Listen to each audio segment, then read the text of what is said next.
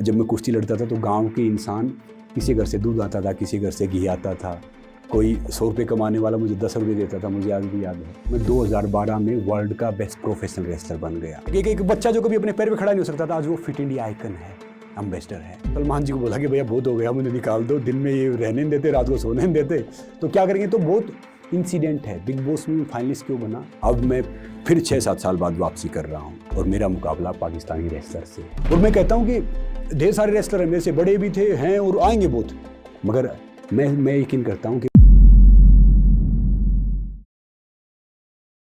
नमस्कार, मैं हूं संग्राम सिंह रेसलर।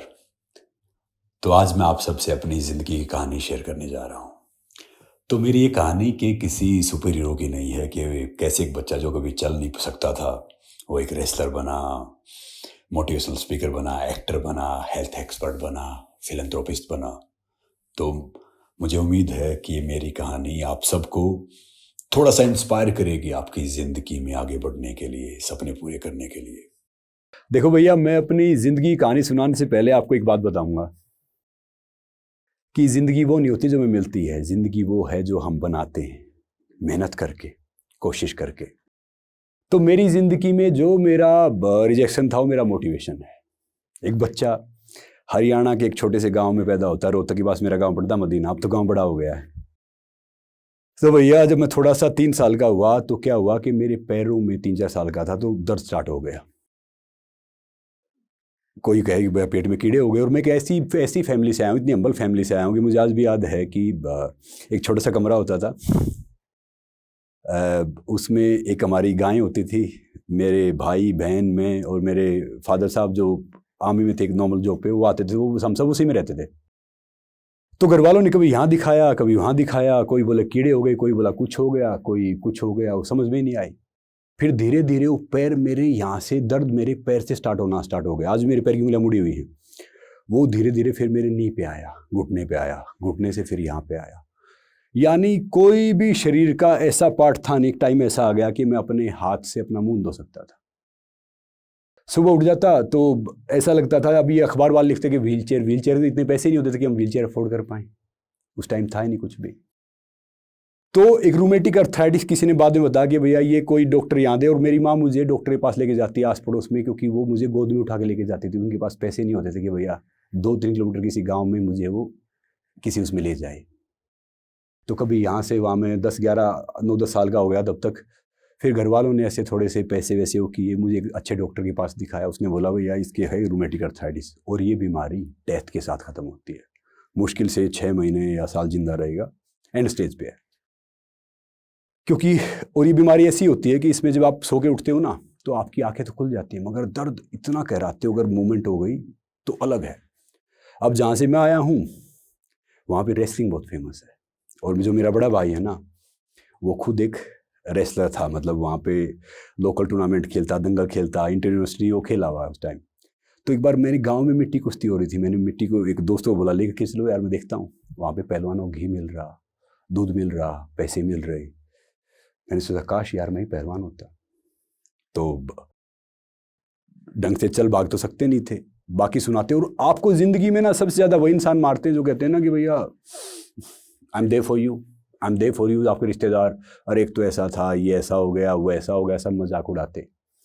तो याद रखना भैया, जिस पे जमाना हंसता है इतिहास वही रचता है, और इतिहास है ना पागलों में से कोई रचता है। तो हमने कुश्ती देखी, वहाँ पे कुश्ती देखी, तो मैं बोला यार मुझे वहाँ लेके चलो जो अखाड़े में जहाँ पे कुश्ती कर रहे हैं। तो वहाँ पे पहुँचा तो उस मेंटर देख के सब हंसे, जो अखाड़े का उस्ताद था, ये सब था। क्या, मैंने कहा जी मैं भी रेसलर बनना चाहता हूँ, पहलवान बनना चाहता हूँ। तो उसने बोला कि भैया आप अगर पहलवान बन गए ना तो फिर इस दुनिया का, इस देश का हर बच्चा पहलवान बन जाएगा। तो मैंने कहा जी आपकी नज़र में रेसलर कौन होता है, पहलवान कौन होता है? बोला जो अपनी कंट्री को रिप्रेजेंट करे। आप तो खड़े हो गए, ये मेरा अनुभव है, तो भैया मैं बता सकता हूँ कि आपकी ज़िंदगी की बिगेस्ट अचीवमेंट होगी। तो मैंने उस दिन वाकई में बहुत टूटा, क्योंकि देखो क्रिकेट का बैट आता था उस टाइम पे 30-40-50 रुपए का, लंगोट आता था 5 रुपए का, 7 रुपये का। कभी माँ ने सील दिया, कभी बहन ने सील दिया। इतने पैसे थे नहीं कि भैया क्रिकेट का बैट खरीदे, टेनिस बैडमिंटन ये कुछ होता नहीं था।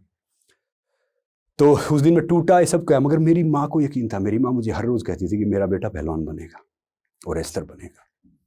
तो वो कहते हैं ना कि उसका यकीन था, उसकी मेहनत थी। मेरी माँ ने कभी हार नहीं मानी और ज़िंदगी मैंने भी कभी हार नहीं मानी। लोग कितना ही मजाक उड़ाते थे। याद रखो, तारीफ़ें दिन बनाती हैं और ताने ज़िंदगी। तो क्या हुआ कि सब ऐसे चलता रहा चलता रहा चलता रहा।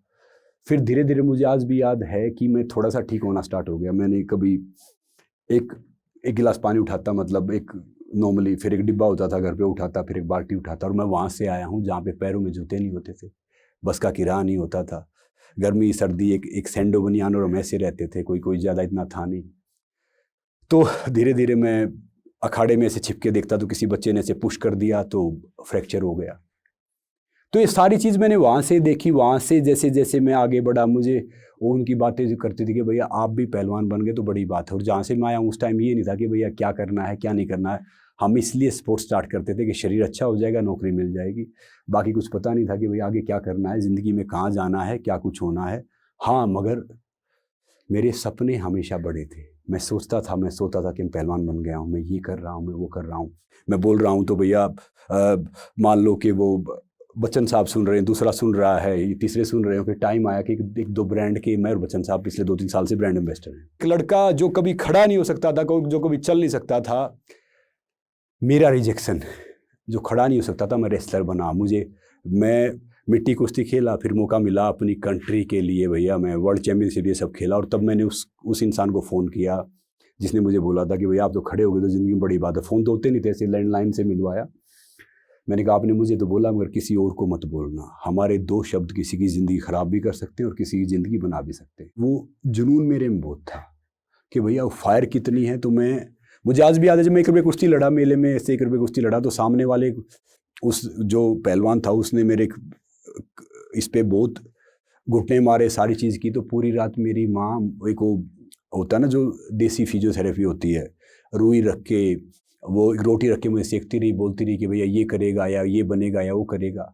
तो एक वो बच्चा वहाँ से खड़ा हुआ, उसने पहले भैया वो सीनियर नेशनल में उसने मेडल जीता, ऑल इंडिया पुलिस गेम से मेडल जीता, उसने सीनियर वर्ल्ड रेसलिंग चैम्पियनशिप में भारत का प्रतिनिधित्व किया और कई टूर्नामेंट खेले जिसमें उसने देश का सम्मान किया। और मैं पहला ऐसा रेसलर हूँ जिसने एमेच्योर रेसलिंग में इंडिया को रिप्रेजेंट किया।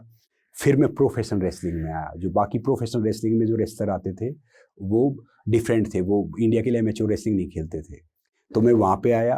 फिर मुझे याद है कि मैं 2012 में वर्ल्ड का बेस्ट प्रोफेशनल रेसलर बन गया। तो मेरे पीछे फिर सब टीवी वाले, फिल्म वाले, ये सारे मुझे अप्रोच करने लगे। तब तो मुझे कुछ पता था नहीं। फिर मुझे याद है कि भैया जब मैं इतना बिजी हो गया कि मैं ये शोज़ कर रहा हूँ, कभी डांस के शो में जा रहा हूँ, कभी उसमें जा रहा हूँ, कभी ये बिग बॉस कर रहा हूँ, कभी दूसरे शो कर रहा हूँ, कभी तीसरा शो कर रहा हूँ। मगर मैं अपनी कोर, याद रखो, अगर आप अपनी जड़ से जुड़े रहोगे ना तो कोई भी काटेगा, फिर से हरे हो जाओगे। तो मुझे लगता था कि भैया मैं जिस चीज़ के लिए बना हूँ, शायद अगर मेरे नाम के आगे से रेसलर हटा दूँ, कुछ हुई नहीं। मेरे से ढेर सारे बड़े बड़े एक्टर हैं, ढेर सारे मॉडल हैं, ढेर सारे फिटनेस एक्सपर्ट हैं, कि मेरा कोर है भैया, जब तक मैं जिंदा रहूँगा एक पहलवान, एक रेसलर मेरी लाइफ के आगे लगा रहेगा। और मैं कहता हूँ कि ढेर सारे रेसलर हैं, मेरे से बड़े भी थे, हैं और आएंगे बहुत, मगर मैं यकीन करता हूँ कि भैया लेगेसी छोड़ो। तो फिर से मैंने वापसी किया। मैं 2015 में कॉमनवेल्थ हैवीवेट चैंपियन बना।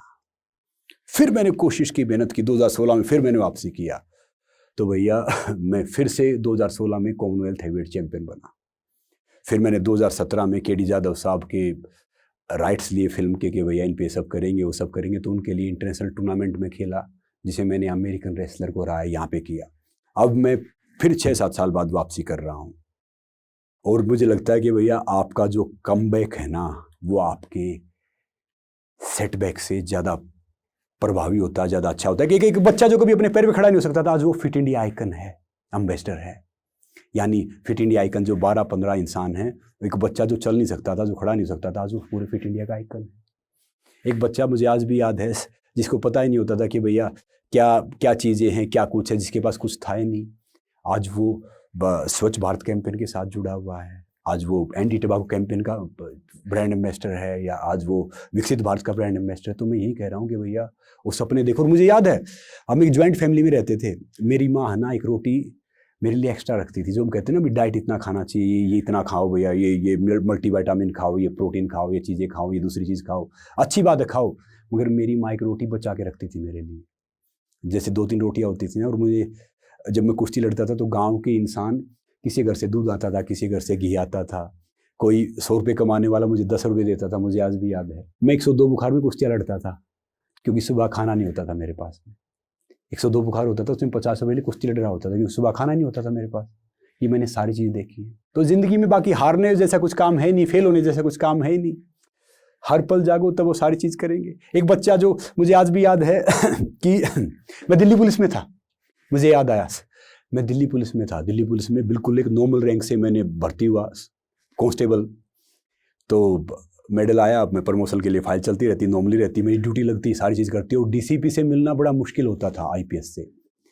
आज मुझे याद है, मैं लबासना जाता हूँ, जो आईएएस आईपीएस आईआरएस ट्रेनिंग करते हैं, मैं उनको मोटिवेट करता हूँ, उनको बताता हूँ कि भैया आप देश ऐसे हम अच्छे तरीके से चला सकते हैं, या कर सकते हैं, या हेल्थ में आप ये कर सकते हो। तो सारी लाइफ में मैंने वो देखा। बाद में मुझे एक ऑफर आया कि भैया इनके साथ जुड़ने का, चेहरा बनने का। उस टाइम पे मैं बाहर शूटिंग कर रहा था। अब मैं फिल्म कर रहा हूँ, मेरी फिल्म आ रही है, वो भी बहुत इंस्पायर करेगी, फेब एंड में या मार्च में आ रही है। मैं शो कर रहा हूँ, होस्ट कर रहा हूँ, मैं म्यूजिक वीडियो कर रहा हूँ, बाकी सब चीज़ें कर रहा हूँ। कई शो ऐसे थे जिसमें मुझे बहुत फेम मिला, जो बड़े शो थे, अच्छा था, मगर वो मेरी लाइफ की गलतियाँ भी थे। क्योंकि भैया याद रखना कि कोई महंगी चीज़ कितनी हो, वो महंगी होगी मगर हम कीमती हैं। मैं नाम नहीं लेना चाहूँगा प्लेटफॉर्म पे, मगर कई ज़िंदगी में गलतियाँ होती हैं। याद रखना कि तजुर्बा है ना, तजुर्बा आपको गलतियों करने से रोकता है, मगर याद रखना कि तजुर्बा गलतियों से ही आता है। मुझे ज़िंदगी में कुछ करना नहीं आता, मगर मैं कोशिश करता हूँ। मैंने जब मैं टीवी पे आया, इस सब पे आया, मैंने एक शो किया बिग बॉस। तो वहाँ पे है ना, मुझे पहली बार पता नहीं, मैं जैसे सलमान जी से मिला, बाकी से मिला, तो मैंने अखाड़े के बाहर से रेडी से 20 रुपये की, जैसे मैं अखाड़े में रहता था, उसके बाहर एक रेडी लगती थी जहाँ पे हम कपड़े खरीदते थे। 20 रुपये की निकर थी, 30 रुपये बनियान थी। तो मैं शो के अंदर पहुँचा था, मेरी इंग्लिश भी बहुत ख़राब थी, देसी से आदमी थे। तो वो सब कह रहे कि ये शर्ट है ना, मैंने 2 लाख रुपया ख़रीदा है, या I have started 10 with large 10 films. मैंने सोचा यार 2 लाख रुपये का शर्ट भी आता है। कोई बेल्ट होती थी जिसपे वो एच वेच, ये आजकल तो जैसे जी गुच्ची उच्ची ये सब छिपा होता था, तो बोलते थे 70,000 रुपये की है। तो फिर क्या होता था कि सलमान जी थोड़े देसी आदमी, मैं भी देसी आदमी हूँ, तो हमारी बॉन्डिंग होती थी। एक बोला ये संग्राम ये कह रहा है कि इसका शर्ट है ना 2 लाख रुपये का है। तो मैं कहता था भाई साहब अगर शरीर में जान है ना, चीनी की बोरी आती थी पहले 500,000 रुपये की, अब शायद थोड़ी महंगी हो गई होगी, वो आप वो करके पहन लो, तो भैया तब भी आप अच्छे लगोगे जितने शरीर में, मतलब अगर आपके शरीर में जान है तो। फिर जहाँ पे मैंने जब बिग बॉस किया तो वो लोनावाला करजत में होता था, और मुझे पता नहीं था कि क्या होना है क्या नहीं होना, क्योंकि मैंने पहले कभी देखा नहीं था। मैं इसलिए चला गया था, मैंने घर खरीदा था, उसकी EMI देनी थी, वो बोले इतने पैसे देंगे, तो ठीक है भैया। मैं देखता था ढेर सारा भैया एंटरटेनमेंट है, घूम रहे हैं, तो दिन में वो कोई झगड़ा करता, कोई रोमांस करता कैमरे के लिए, कोई कुछ करता, फिर रात में बोलते कि यार बाथरूम जाना है, मुझे उठाते, वो पता चला कि वांटेड है। अब मैं उसको सलमान जी को बोला कि भैया बहुत हो गया, मुझे निकाल दो, दिन में ये रहने नहीं देते, रात को सोने नहीं देते, तो क्या करेंगे। तो बहुत इंसिडेंट है। बिग बॉस में फाइनलिस्ट क्यों बना कि भैया मैं जैसा था वैसे ही रहा। तो याद रखो, आप किसी दूसरे की ज़िंदगी फॉलो करने की कोशिश मत करो। कोयल अपनी आवाज़ बोलती आज़ाद रहती है, तोता दूसरे की आवाज़ बोलता हमेशा पिंजरे में रहता है।